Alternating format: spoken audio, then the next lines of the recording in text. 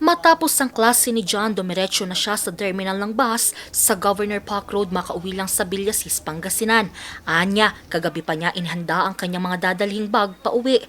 Lalo pat ngayong araw, December 19, nag-umpisa nang nagdagsaan ang mga pasahero.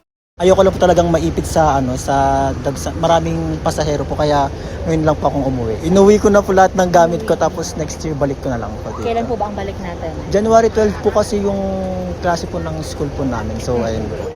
Isa lamang siya sa libo-libong mga pasahero na nagmamadali ng makasakay bago pa magpasko.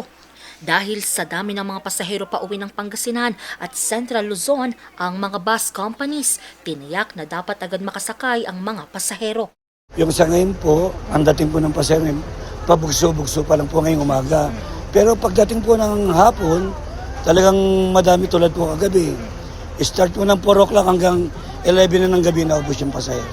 Start po kami ng 1 o'clock, bibiyahe na po kami noon. Ng madaling araw po? Opo, ma'am.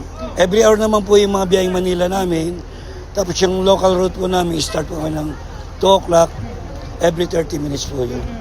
Ang terminal naman ng bus na ito, unti-unti nang napuno alas 11 ng umaga dahil sa dagsa ng mga pasahero. Kasabay ng dagsaan ng mga pasahero, nagsimula na ring bumigat ang daloy ng trapiko sa ilang kalsada papasok at palabas ng Baguio.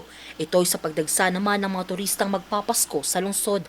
Sa Marcos Highway, moderate ang daloy ng trapiko pati na rin sa Session Road, Leonard Wood Road at sa Central Business District. Ayon sa Traffic Enforcement Unit ng BCPO, manageable pa ang traffic na nararamdaman ngayong araw pero bukas December 20, asahan pa raw ang pagbigat ng daloy ng trapiko sa lungsod ng Baguio. Angel Arquero, RNG News.